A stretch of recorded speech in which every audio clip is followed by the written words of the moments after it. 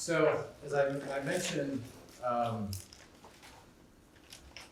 telling you what the questions are for the essays. And let's just go over them. The first one is, I'm going to ask you about an externality. Okay, so you're going to define what an externality is, right? And remember, that's a cost or benefit that in a market transaction that's not showing up in the price system. Okay? So cost or benefit that's not showing up in the price system. So I want you to just define that.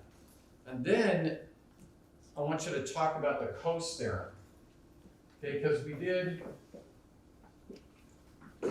on the first midterm, first or second midterm, must have been the first midterm. We talked about Pavlovian tax.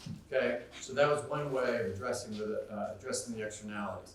So, and I had a multiple choice question or something on the Coase theorem. So I want you to be able to do an essay question on the Coase theorem. So, tell me, like, what are the assumptions about the Coase theorem? Remember, the first one was this idea that externalities are reciprocal, right? We talked about the fact that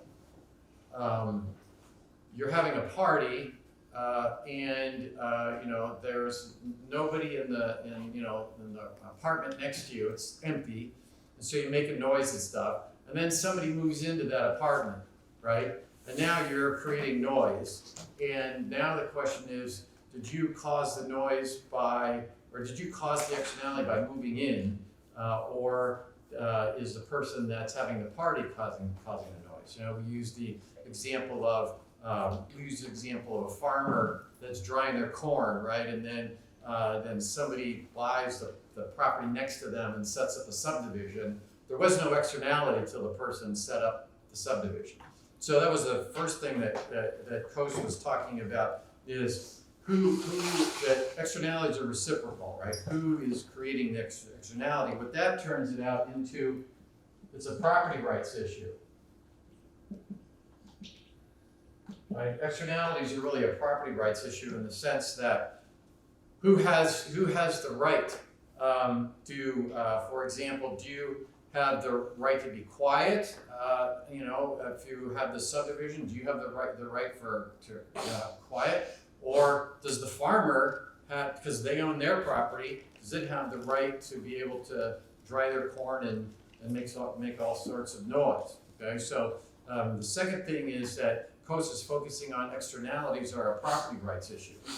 The third thing, and sort of the main thing, right, is that if you have low transactions costs, right, this is important. Right? If you have low transactions costs, then you can assign the property right to either party. Right? So what's going on is that what's the government got to do? The government has to be able to assign the property right. So do you have the right to have clean air, or do I have the right to be able to spew sulfur dioxide into the atmosphere from my factory? Do you have the right to have clean air, or do I have the right to drive down the highway and put carbon emissions into the atmosphere causing global warming or whatever, okay? So it's a property rights issue. If you low transactions costs, you can assign the property, you can assign the property right to either party, and what will happen is they'll bargain, right? They'll bargain, and that means that the person who values it the most will get the property right.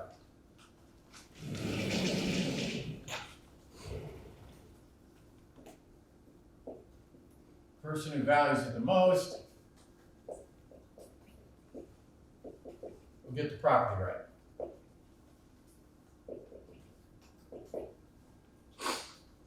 And what that means is that I don't have to be, if I am the government, I don't have to know, if they're low transactions costs, I don't have to know to whom we got to assign the property right. The transactions costs are high, that is, it's not going to transfer, then I have to know, right? I have to know which party values it the most. So we use the example of Milnes Road in US 12, right? Who has the right to cross the road there? We can assign the property right to people on US 12 because we probably know they're going, going faster or whatever, and they value it the more. So if there's some way that you know who values it the most, then you can assign it that way. So, and then I'm going to ask you, okay, give me an example where transactions costs are high, where the Coase theorem is not going to hold, right? So, I mean, an easy example is carbon emissions, right? How can I go about and let's say I want to, I've got a factory and I'm going to put carbon emissions out there. How can I possibly go out and bargain with everybody in the surrounding area about bargain with the people that own property in Florida along the coast if it's going to cause global warming and the water's going to rise. It would be impossible. So you just give me an example where transactions costs would be high, mainly if there's lots and lots of people involved, or where transactions costs are low, right? So I'm going to ask you to give me just examples, right? One where Coase theorem is not going to work very well, and the other where Coase theorem will work. So make up some story about where you don't have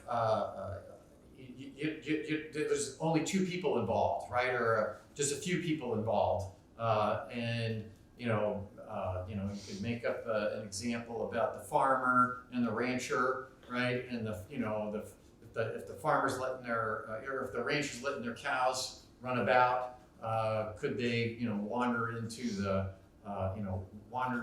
farmer's property, and whoever values it, they could bargain with another, right? I could pay the rancher to set up a barbed wire fence or something if I valued it more. Okay, so just give me some example where transactions costs are low, and essentially that would be something where there's maybe only two people involved, so it'd be easy to bargain. Okay, all right. So any questions on that one? All right. So that's going to be one of the 10-point questions. Right. So define what an externality is. Tell me what the assumptions of the Coase theorem are. Generally, that it's he points out that externalities are reciprocal, and that who's causing the externality is something that's not completely obvious. That is the transactions cost. And the key thing, the transactions costs are low. I can assign the property right to either party, and they will bargain, and it will go to the party that values it the most. And then be able to sort of give me an example where transactions costs are going to be high, and give me one where transactions costs are going to be low. Okay, all right. So that's that's a 10-point question. Okay, second 10-point question is where I'm going to be asking you to do the income and substitution effects for a tax on interest income. Okay. Now we already did on the midterm. You did income and substitution effects for a tax on wages, right?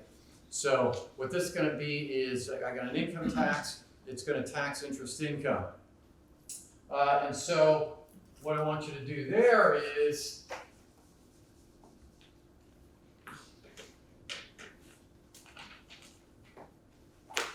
okay. What's the trade-off? When we did income and substitution effects, you always got a trade-off between one thing and the other. When we did in the midterm, you had a trade-off between leisure and wages, right? You had 24 hours. And if you tax interest income, what do you have? You have consumption in the present and consumption in the future. Okay? And I want you to explain your diagram. Okay, don't just draw the diagram and expect that somebody already knows what the hell you're talking about. Okay, and you don't have to go on forever, but just tell me. Okay, well here's what it is. We have consumption in the present. We can trade that off for consumption in the future, and the rate at which we can trade that off depends on the interest rate. right? If the interest rate were 0, then this would be 45-degree line, right? Every dollar that I save today, I could, buy $1 more in the future. But if there's an interest rate of 10%, if I consume less in the present, I consume $1 less in the present, I'm going to get $1.10 in the future if the interest rate were 10%. So all you got to do is tell me that there's consumption in the present, consumption in the future, and I'm going to have a tax on the interest. So if I put a tax on the interest, you're going to say, that will reduce the rate at which I can trade off consumption in the present for consumption in the future. So then you're going to draw an indifference curve. Make a tangent here. Okay, and you have U0, and then you're going to have, let's say, second tangency here, right? And that's going to be U1. So you're going to say, with that, in the pre-tax, the optimal amount of consumption in the present is here. We'll call it CP0, and that will be the amount that the person's going to consume today, which means that they're going to get that much consumption in the future. And what are they saving? Right? They're saving the difference between if they consumed everything today, and this is the amount that they're going to consume, they would have saved that much. Okay? So you're just gonna explain to me that, right? This is the savings. I've lowered the budget line because of the tax. And then to talk about the income and substitution effects, what do you have to do? When you do income and substitution effect, when you do the substitution effect, what do? You look at the new budget line and you put it on the old indifference curve. Okay? So what are you going to tell me? You're going to say, I'm going to take the new budget line and I'm going to make it tangent to the original indifference curve. And that means it's going to be, we'll call that CP prime. Okay? And because that new budget line is flatter, and because this the indifference curve is convex to the origin, it must be tangent to the right. Remember we did that on the midterm where I was saying show that the substitution effect will always have you work less. Okay? Because, and then you said because that the indifference curve is tangent to the origin, the new budget line is flatter than the old one, so it must be tangent to the right of where you started. Okay? So, what is the substitution effect? Right? The substitution effect is CP0 to CP prime. Right? Now, what is the income effect? The income effect is always the difference between the substitution effect and the final effect, right, where you ended up, all right? So the income effect is always take the substitution effect and go to where you ended up, and that's the income effect. So the income effect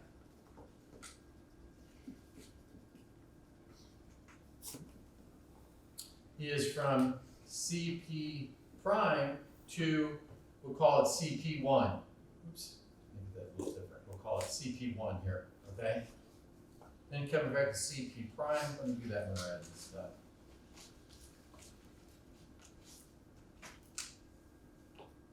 CP prime to CP1, all right? So so again, practice it a little bit, right? But you, like I said, you already did it on the midterm for tax on wages. So make it bring the budget line down because we've taxed the rate of return on interest, and then put the new budget line tangent to the original indifference curve. That gives you the substitution effect. And so if I tax interest, it'll always have you save less, right? Because savings is the difference between there and between there and where you end up here. So your original savings is going to be that much. Now notice that it's possible to have you save more, just as it was possible to have you work more, right? And what did that require? That required that the income effect be larger than the substitution effect, right? Consumption is a normal good, so if your income goes down, what's going to happen? You're going to buy less of it, right? You're going to consume less. And so we used the example when we were talking about in class, is if you had some sort of target amount of consumption that you needed to have in the future, you'd have to save more today in order to get there. But what I'm looking for here in your answer is to say that if the income effect is greater than the substitution effect, what can happen? You could save more, right? Just as when we did the tax on labor income, you could work more, right? And that was if the income effect was larger than the substitution effect, so they're moving in opposite directions, right? So, for this question, I'm going to want you to show it on the diagram, which means you're going to draw the picture, and then you're going to tell me it goes between if we're looking at the substitution effect, you're going to say, that goes from CP0 to CP prime, and then you're going to say, the income effect is CP prime over to CP1. In this particular case, what do we have? We have the income effect being larger than the substitution effect. Okay? Got that down? Yeah, 10 out of 10 on that one? All right. Again, the problem that people had last time was not answering the question, right? If it says, show me what it is, then you got to say, here's what it is, here to here, right? Okay, so tell me that, okay? Yes. So the income effect is greater than the substitution effect here. In that picture. That wouldn't be the case if the amount of the tax was less, right? Well, it depends on what the indifference curves look like. If I had made this U1, if I had made it tangent here, then what would happen is the substitution effect would have me go this way, the income effect would have me go that way, but it didn't go more. So I would actually save less. I'd consume more, okay? Then if what I did is I started out here and I had some tangency anywhere in there. If I had a tangency in there, then what would happen is I would consume more with the interest, which means I would save less. Okay? So even though this, if I were to draw a tangency here, the income and substitution effect would still be moving in opposite directions, but the income effect wouldn't be larger. Okay? And you would expect them to move in opposite directions because consumption as a whole is probably going to be a normal good, right? The way that you got the income and substitution when we looked at a tax on a particular good, when we looked at an excise tax on a particular good, how did you get that they went in the same direction? They worked in the same direction if a good was inferior, right? So if I taxed you, what would happen is you would consume more of it, right? Or if you got an increase in wages and you have an inferior good, what happens? We use Raymond noodles as an inferior good. If your income goes up, you end up buying less of it, right? So, okay, yeah. So that graph is showing income effect is greater than substitution effect. And when I did it here, Could you show what it would look like if the substitution effect was larger? if the substitution effect were larger, if I had some sort of this indifference curve instead of being there, if it were here, right, then I would still have it where I would be consuming more in the present, which means I would be saving less. Because this is the amount that I'm consuming to start with in the present. I'd be consuming more in the present if I ended up with a tangency to the right.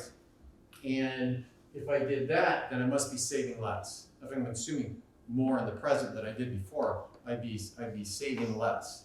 But on the test, you want us to show a tangency to the left. You can do it either. I'm gonna ask you, the question is gonna say, just like I did on the midterm, where I'll say, when is it possible for in fact, I'll just say, how might it be possible for a tax on interest income to result in a person saving more than before the tax, right? Because on the midterm, I said, how is it possible for a person to work more if you put a tax on wages, okay? So you don't have to draw the picture showing that it's where it's greater. I mean, you can, just depends on how you draw it. I mean, and that sometimes just depends on how easy it is to draw the picture, to draw the tangency.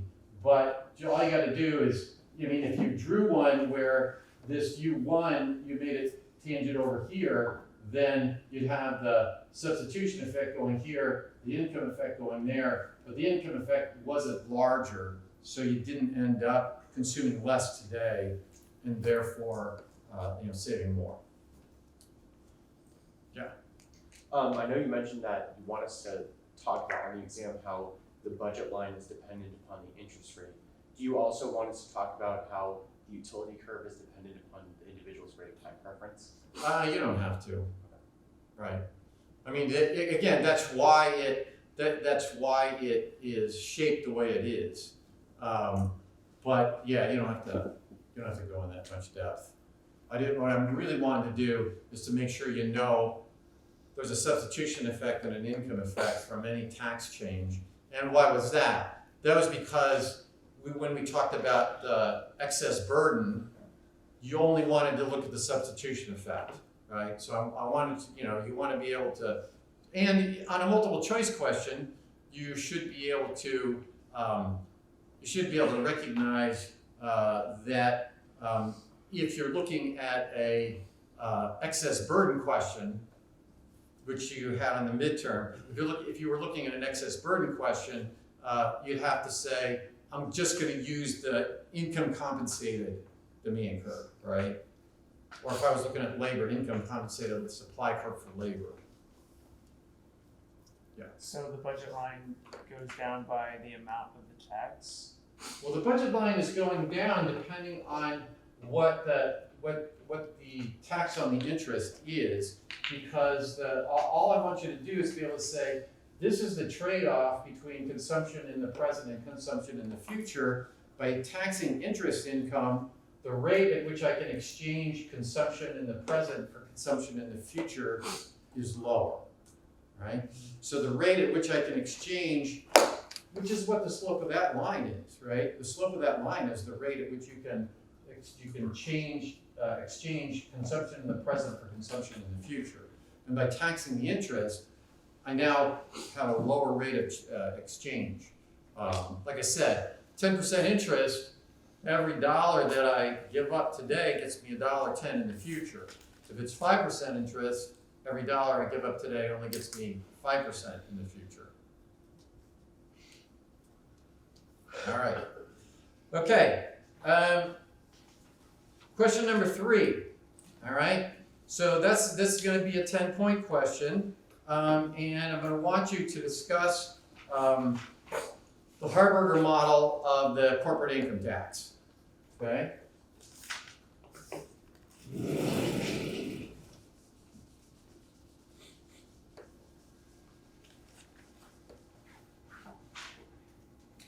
So 3.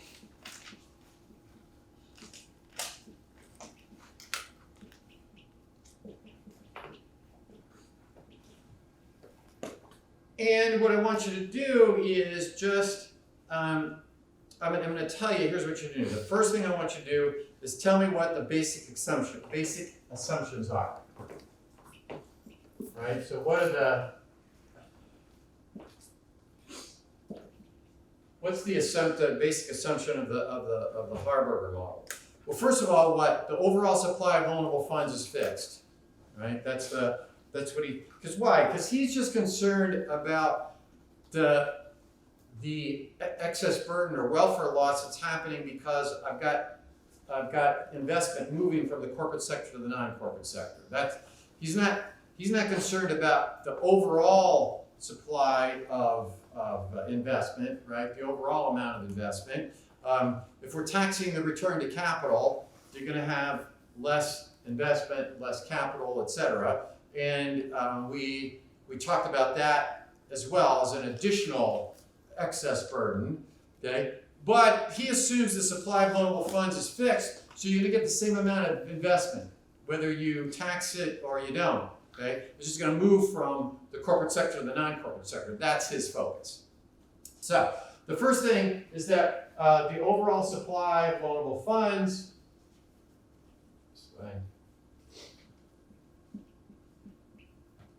the overall supply of loanable funds is fixed.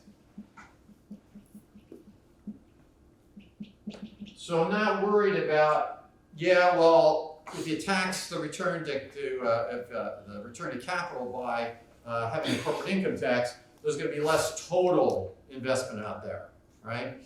He's assuming, I mean, he's not concerned about that. So it may be, right? What that supply of loanable funds looks like is that's an empirical question, right? And it might be different today than in 2013 or whatever. But because he's just focused on this movement back and forth, that's what he assumes. Second is that's a tax on the return to capital. Okay, we're not concerned about the general equilibrium analysis. Remember, we talked about you could look at general equilibrium analysis. That is, if I tax capital, then what happens? If there's less capital, there's less output, right? And the value of the marginal products are lower, and prices are higher, and your wages may be lower, et cetera. So you can go through and have a whole general equilibrium analysis. And again, in your folder, you're in the Wolfram folder in Econ 402. You know, I have some articles about people trying to guess what the incidence of the corporate income tax is if you were to look at it from a general equilibrium perspective. Okay, but he's just concerned about this movement of capital back and forth, and we're not investment back and forth. We're not talking about the general equilibrium analysis of, again, the overall incidence. It could be, you know, of course, we're debating the increase in the corporate income tax right now, right? Is that going to end up with less capital in the United States and therefore less value of marginal product and therefore less wages and less output and prices are going up and so consumers are paying the tax? You know, you could do that with a general equilibrium story, but that's not what this question is going to be asking you about, right? I could have a multiple choice question or something where I had more of the general equilibrium story in it, but this is what I'm focusing on here. The second thing, or the third thing is that you have competitive markets, right?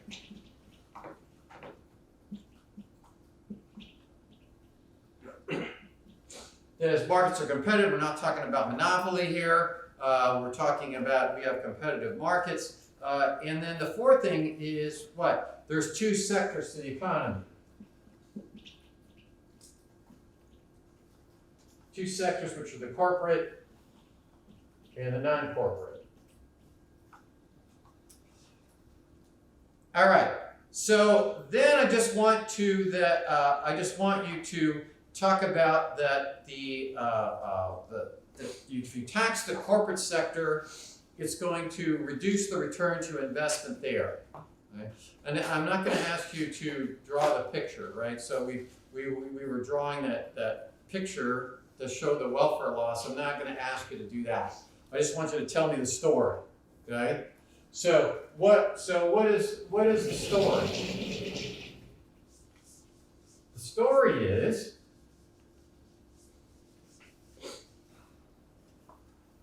if I tax the corporate sector, what does that do? Reduces the return to investment.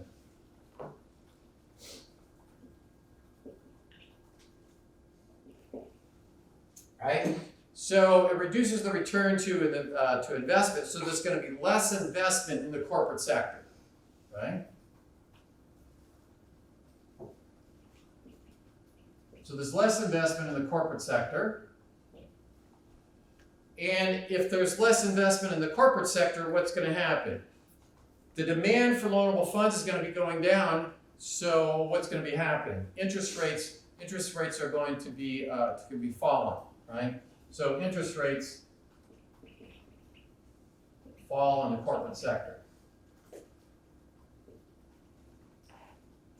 Okay, but so if there's only two sectors and the supply of loanable funds is fixed, what does that mean? It means you're going to get an increase in the supply of loanable funds in the non-corporate sector. So you get an increase in the supply of loanable funds in the non-corporate sector. So if there's an increase in the non-corporate sector, what are you going to get? You're going to get more investment in the non-corporate sector.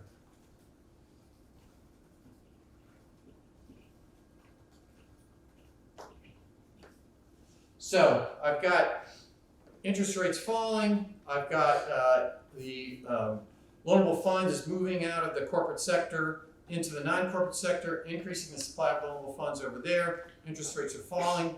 More investment demand in the corporate sector, in the non-corporate sector. Right. So what do you have? You have more investment in the non-corporate sector. Now. And then I'm going to ask you why this is inefficient. In what sense is there an inefficient amount of investment in both sectors? And again, just when we're talking about inefficiencies, we're talking about, is the marginal benefit bigger than the marginal cost, or is the marginal cost bigger than the marginal benefit? So the third thing I'm going to ask you is just to tell me about why this might be inefficient, and why this.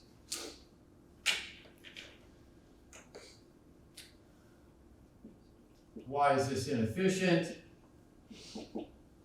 Okay, it's going to be inefficient because the marginal social rate of return on investment in the corporate sector, marginal social rate of return in the corporate sector, this is because I now have less investment in that sector. The marginal social rate of return in the corporate sector is going to be greater than the marginal social cost. And what is that marginal social cost? That's the return in the non-corporate sector to invest in, right? So the actual return in the non-corporate sector from investment. Right? Because if you think back to that picture, what's going on is that now what is the marginal benefit, in a sense? What's the marginal benefit from investing in the corporate sector? Right? The actual is higher, right? Because basically the demand is down by the amount of the taxes. Now I got to pay the corporate income tax. Okay. So if we're looking at remember how this works? What's the cost of investing in this sector? It's the opportunity cost of what you could be doing over here, because the supply of loanable funds is fixed. I could either invest in the corporate sector or the non-corporate sector. Okay, so if I'm investing in the corporate sector, what is the marginal cost of investing in the corporate sector? It's what you could have got in the non-corporate sector. Yeah. What's the last two lines? It says the marginal social rate of return in the corporate sector is bigger than the marginal social cost, which is the actual return in the non-corporate sector from investment. Gotcha. Thank you. Right? So I could be so the actual marginal cost is what I could have been getting in the non-corporate sector. Okay?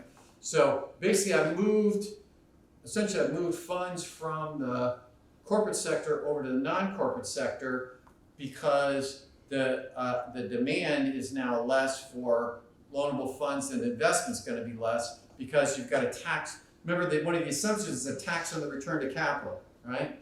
So I've got a tax on the return to capital in the corporate sector.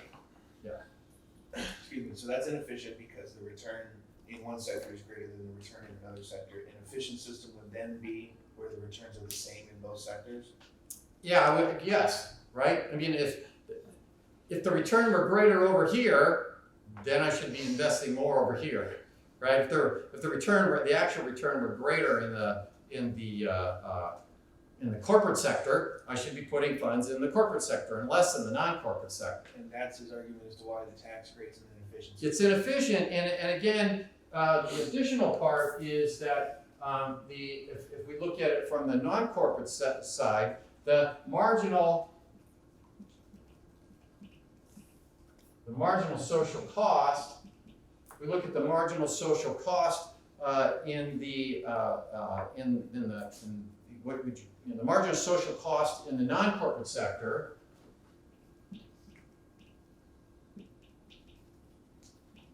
That is what you could have been earning without the tax. What you could have been earning without the tax in the corporate sector is going to be bigger than the marginal social return is going to be bigger than the marginal social return in the non-corporate sector. Right. So what's going on is that, and what's really just, what all this is really saying is that I could have been, if we looked at what the return is pre-tax, what's going on is that I'm now moving, because now I've got a tax on the return to capital, I've got less capital going into the corporate sector, and where it would have returned more than the actual return without taxes, the actual return in the corporate sector is bigger than the actual return in the non-corporate sector.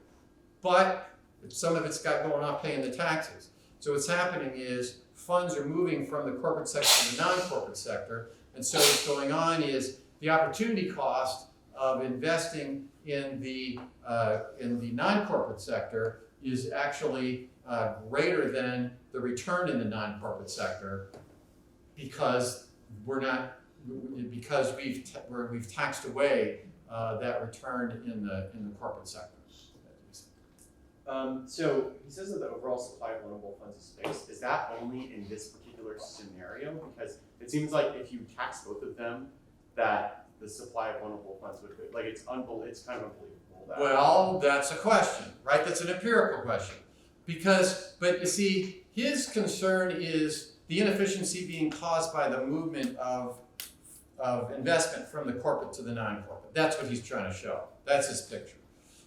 If the supply of loanable funds is not perfectly inelastic, then you have this additional inefficiency in that you're right, the overall amount of investment is going to be lower than it otherwise would have been, right? So how, what is that, what is the amount of that loss? It really just depends on the empirical question of how elastic is the supply of loanable funds. And of course, as I said, it might be different in 2013 than it is in 2021. So it may be that maybe the Harberger model holds today, but it didn't hold in 2013 or 1905 or whatever. Well, they didn't have a corporate income tax then. But let's say 1980, then it would just depend on what the it's an empirical question on what that elasticity looks like. But you're right. It may seem that that seems like an extreme assumption, but the reason to do that is to focus on this movement of, you got two things going on, right? You got, it's not, if it were a tax, if it's a tax run on not corporate and corporate, right? If it weren't a corporate income tax, if it were a tax on both if it were a tax on the rate of return to capital, whether it's corporate or non-corporate, right? Then you wouldn't be dealing with the Harburger model, right? Why is the Harburger model there is because I'm taxing corporations, but I'm not taxing LLCs or S corps or partnerships, right? That's his focus. Okay. So again, if I taxed all business, if it was just like a business tax, then we wouldn't even be dealing with the Harburger law. Okay. All right.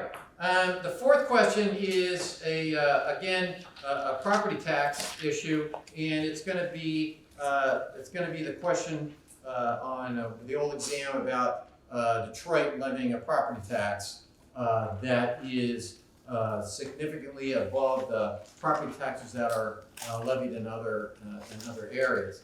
So the idea is that first of all,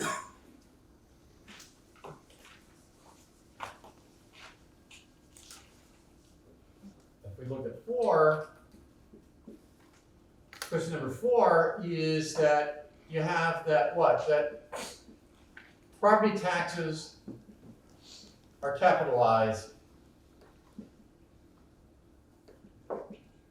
into the value of the property. Right? So you want to tell me that. Right? That property taxes are capitalizing the value of the property, and what's the deal? The deal is that the property value must include what? The present discounted value of the property taxes. Right? That's a big point, right? That is, property values are going to reflect the property taxes. Property taxes end up, when I buy a piece of property, what am I doing? I'm buying the rights to that property, but I'm also buying the property tax burden, okay? So the higher the property tax burden, the lower you're going to pay for the property. So then I'm going to ask you again. This is again from the old questions. It'll say explain how this tax affects the supply and price of capital in the short run. So you're going to tell me first thing, the property taxes are capitalized into the value of the property. Property will decline by the present discounted value of the property tax burden. And then you're going to say, in the short run, capital can't move very well, right? I can't tear the house down. I can't destroy the factory. So in the short run,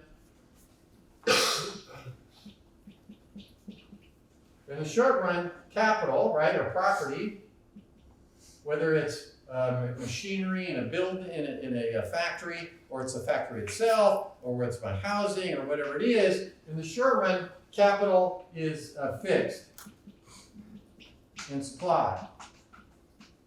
Right? If Detroit increases its property taxes by a little bit, I'm not going to just knock the factory down and go put it somewhere else in Bloomfield Hills or something, right? But so in the short run, what's going to happen is that we have property taxes are going to remain fixed on the property value. So your property value is going to go down in the short run. That's the way that's what's going to happen. But in the long run, so I'm going to ask you to tell me about the long run.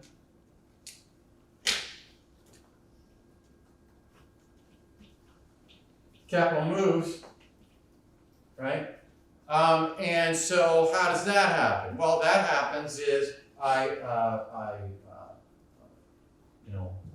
buy a house in another district, right?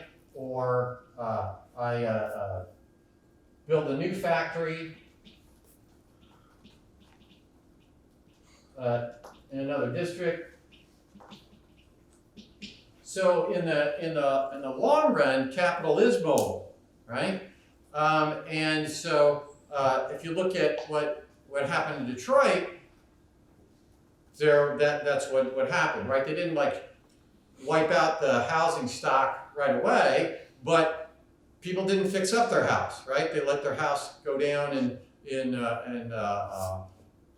I did one of my students did an AEI paper on blight in Detroit, and people letting their houses just deteriorate, and of course that includes what? Negative externalities, right? That's another issue that happened. But the bottom line here, what I'm asking for is to say in the short run, capital is relatively fixed. In the long run, though, capital will move. And then I'm going to ask you to explain the TIBU model.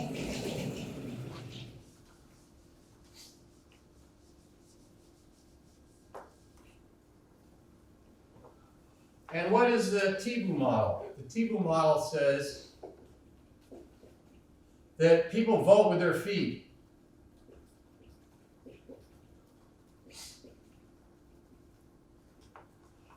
And again, if you look at the old question, it says, briefly discuss the TIBU model and how it can be used to explain the situation in Detroit, where the population declined from 1.9 million people in 1950 to less than 700,000 today. Okay, so what TIBU says is that people will vote for their feet, and that if you have in a labor market, this will create competition among communities. And so what will happen is inefficient ones will decline, right? That is, what's happening is you have a community where you don't, where you have high taxes, but you have low services, then that community will decline. And TIBU also argues that what will happen is people will move to communities that reflect their preferences. Communities that reflect their preferences. For example, you may want a high tax, but high local government service, right? That is, we mentioned like Ann Arbor. People may, if what you do is you prefer, if you have a preference for a high, lots of community parks and everything else, and you're willing to pay the taxes to do that, then you will end up in Ann Arbor. So again, the idea is that people will cluster depending on what their preferences are for government services. Okay. Now, what happened in Detroit? Detroit had high property taxes but low government services, and so under the TIBU model would say people, rather than trying to elect a new mayor, they will, like Coleman Young was mayor for decades, what did they do? They moved. And so you had, for example, just in September, just I got some information, but if you look at September of 2020, Detroit had more than 100,000 vacant housing units in the city of Detroit, right? And they've been tearing them down at the rate of about 15 to 20,000 a year. So what happened in Detroit was, as TIBU would say, is that people moved away from communities that you have high taxes and low services. Eventually, that capital is going to move, right? And people are going to move. Okay? Questions on that? All right. So again, that's on one of the old exams. So take a look at that. All right. Now, just from a 5-point question, I want you to talk about the federal estate tax. And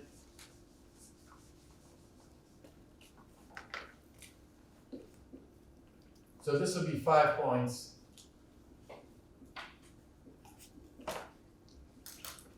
And this is gonna be on the federal estate tax. All I really want you to do is to tell me, what is the base of the tax? What's the base of the tax? And that is what? That's the value of the estate.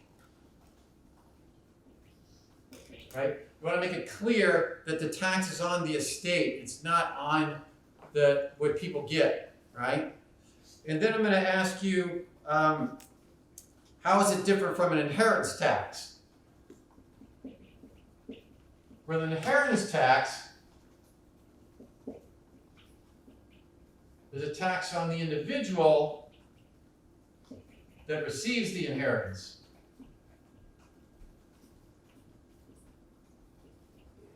Right? So that there's not the U.S. government doesn't have a federal inheritance tax, right? It has an estate tax. So if you die and you leave $5 million, then the estate is taxed. But we talked about the fact that there was a big increase in the exemption on the inheritance tax. But I want you to mention that in a second. But how is it related to the gift tax? Right? So what is the gift tax? The gift tax reduces the exemption.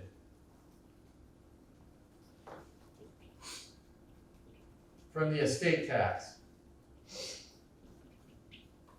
Right? So why is there a gift tax? There's a gift tax so that you don't give away all your property just to avoid the estate tax, right?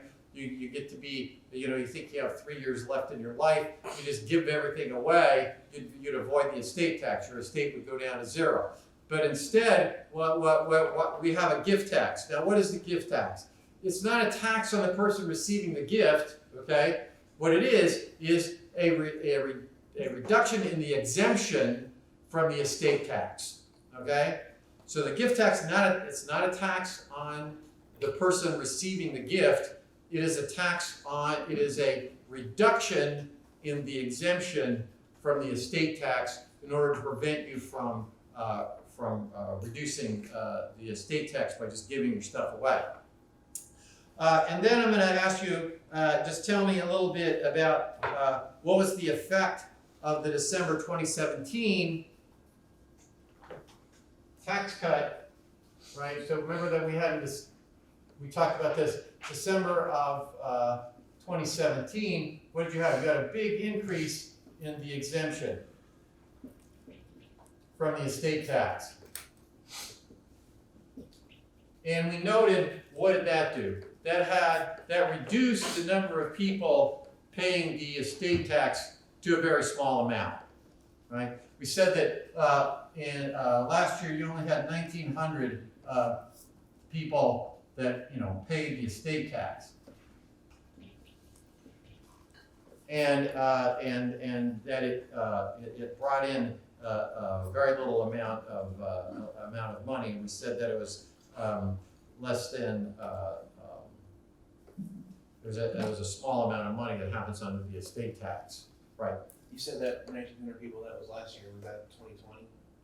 Yeah, 2020 of people. I mean, you don't have to give me the exact number. You just got to tell me there was a big drop in the amount of people that pay the estate tax, right? So that very few people, just to say, probably the better way to express it is very few people pay the estate tax now, right? Again, we mentioned that, and you don't have to tell me this, but again, we mentioned that expires in 2026. So whether, it'll be interesting to see whether that big exemption that was put in there in December of 2017 is going to remain. All right. Number 6, what is the tax base for a consumption-based value-added tax?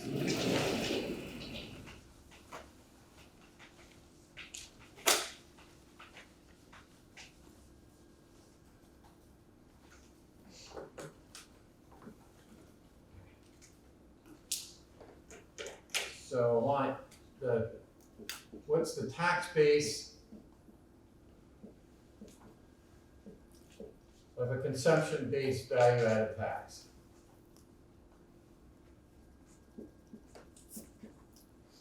And remember that we said is that value-added is going to be what your receipts are, your sales, what? Minus the intermediate goods, right? That's your value-added, right? Your sales minus your intermediate goods. But a consumption, and that's GDP, right? But then we talked about, if you went to an income-based value-added tax, then you could take off depreciation, but for a consumption-based value-added tax, you subtract off the capital acquisition. If you buy a machine, you get to subtract that off in the time that you buy it. So the tax base of a consumption-based value-added tax is what? Your sales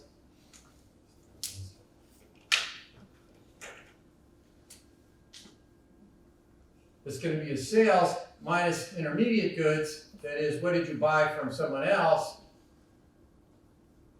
Minus capital acquisition.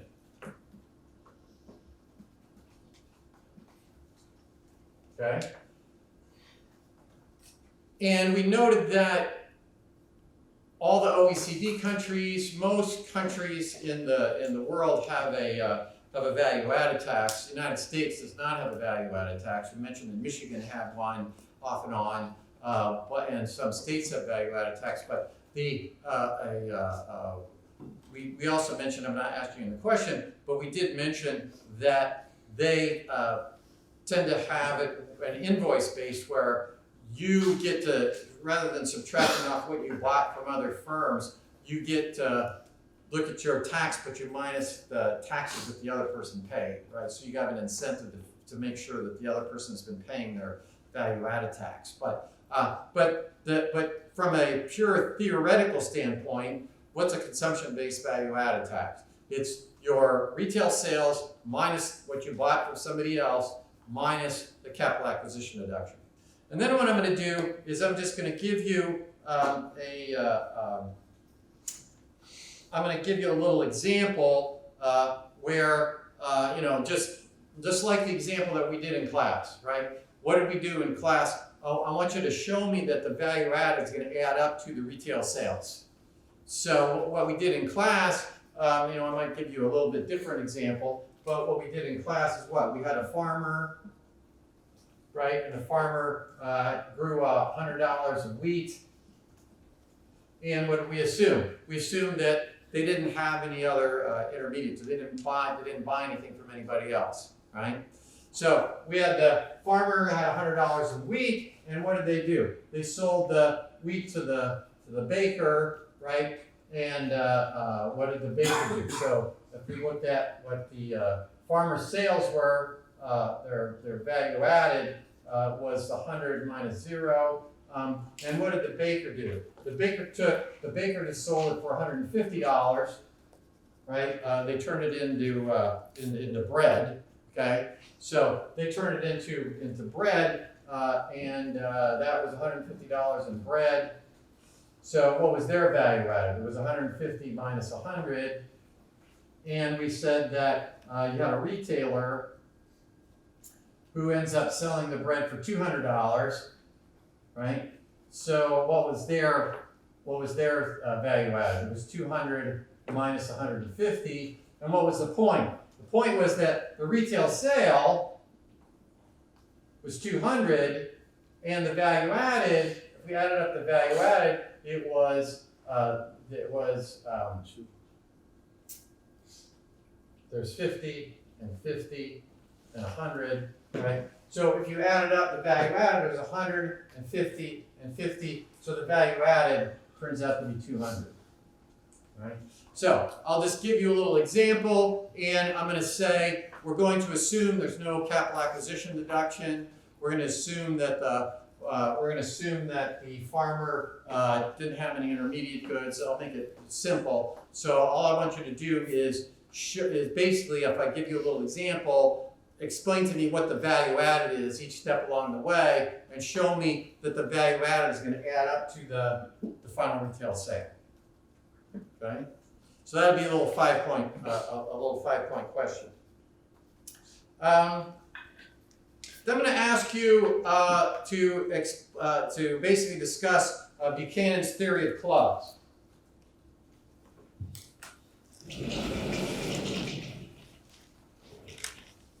And this will be another 5-point question.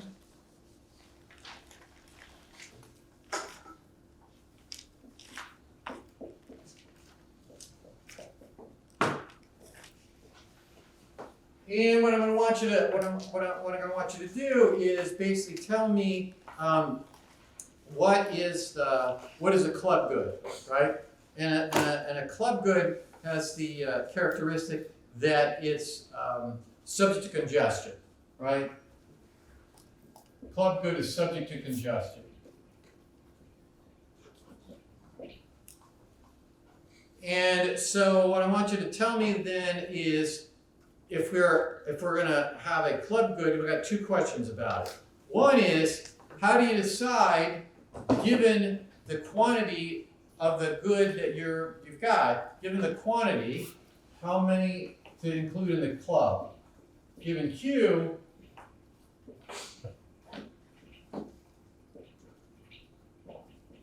and what did we say? And I'm not going to. You won't have to draw the picture because we drew the pictures in class. But I want you to just tell me the story. What happens? I'm going to add people to the club. Also, we want to assume that you have equal cost shares, right? Which is going to be the cost divided by the number of people in the club. Again, we noted that if people, well, let's do that in 1 second here. But so you're going to add people as long as what? As long as the benefit per person goes down less than the cost per person goes down, right? So that better here. So as long as the benefit per person goes down less than the cost per person goes down, I'm going to keep adding people to the club, right? Because when I add them to the club, what's going to happen? There's congestion. You're going to say, if I add a person to the club, there's a congestion cost, so the benefit per person is going down as I add people to the club.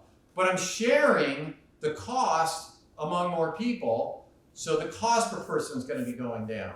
And I'll keep adding people as long as the benefit per person is going down less than the cost per person is going down. Okay? And again, we drew a picture where we had the idea that the benefit per person was flatter as it went down, and the cost per person was going down steeper, and told a little story about why that might happen. But I'm not going to ask you to do that. I'm just, because it's only worth 5 points, I just want you to tell me that part. And then, given that, now what we do is given n, how much do I produce? How much of the club good do we make? And of course, what will happen is that I will increase the quantity of the good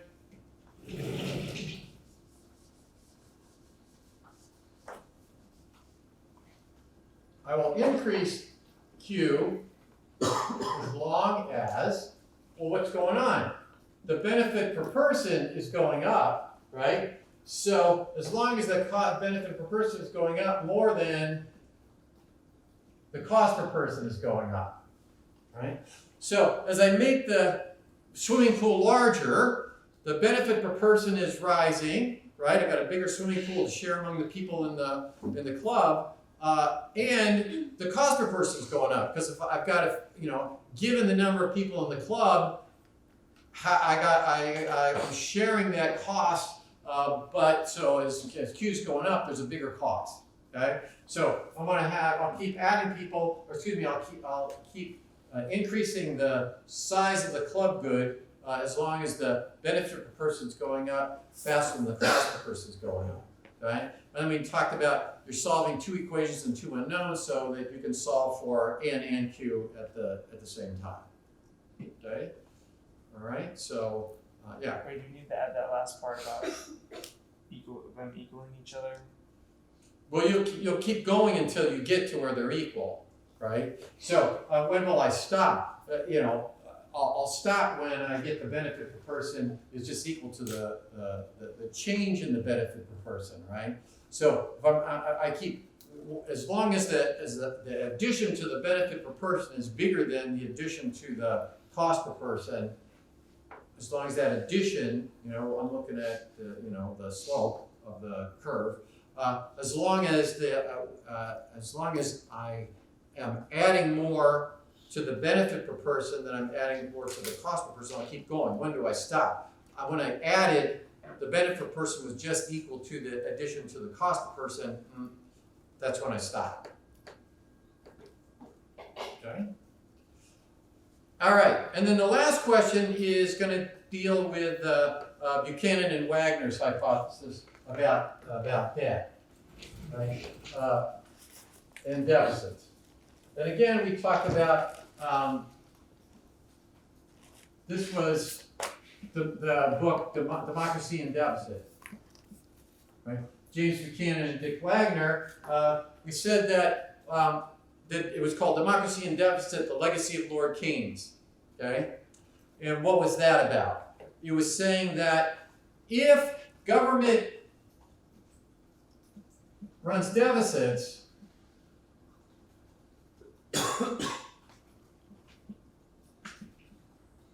to fund government goods, what's going to happen? They're going to buy the government good, but they're not going to increase taxes in order to pay for it. So now what's going to happen? They say that's going to mask the true price of government goods. You guys think government goods are cheaper than they really are, right? So if we were to be looking at the, Biden starts out with a $3 trillion spending plan, okay? And we're not going to raise taxes. We didn't at the start, right? If you don't raise taxes, what's going to happen is people are going to think you can just go out and provide these government goods and they don't cost very much. So what Buchanan and Wagner say is that it's going to mask what the true price of government goods are. So what does that mean? You get an increased demand for government goods.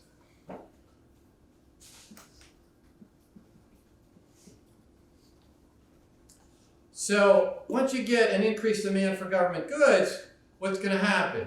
The government's going to be borrowing. What's the government borrowing going to do? Drive up interest rates.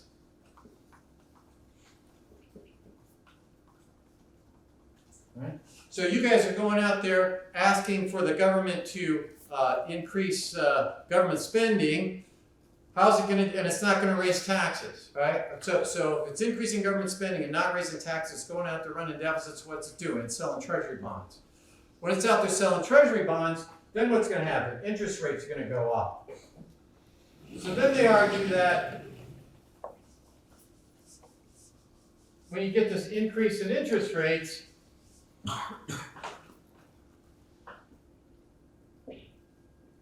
people don't like that, right? So again, if you look back when interest rates were at the beginning of the Reagan administration, right? Interest rates we mentioned on housing mortgages were like 18%.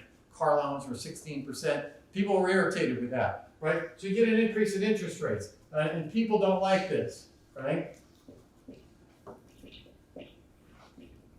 So then what happens? The Federal Reserve buys the bonds.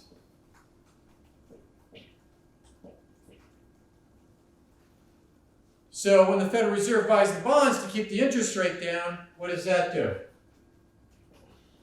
The money supply goes up, right? And what does that do? You end up with inflation. So, and we mentioned that people blame the inflation on the corporations, right, that are out there raising prices, okay?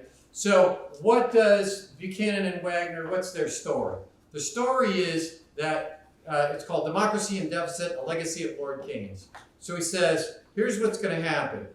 The public choice aspect of this is going to be that governments are going to end up with, over time, increases in government spending.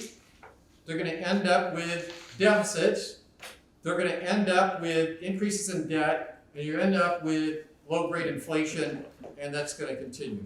So that's why, what did they recommend? They recommended a constitutional amendment for a balanced budget, right? Because they thought that without that, what's going to happen is you just get this continual increase in the size of your federal government, low-grade inflation, interest rates that are relatively high, and some crowding out. Right? So again, this is a 5-point question. So I just want you to tell me that linkage. Okay? What happens when the government runs a when the government runs a deficit?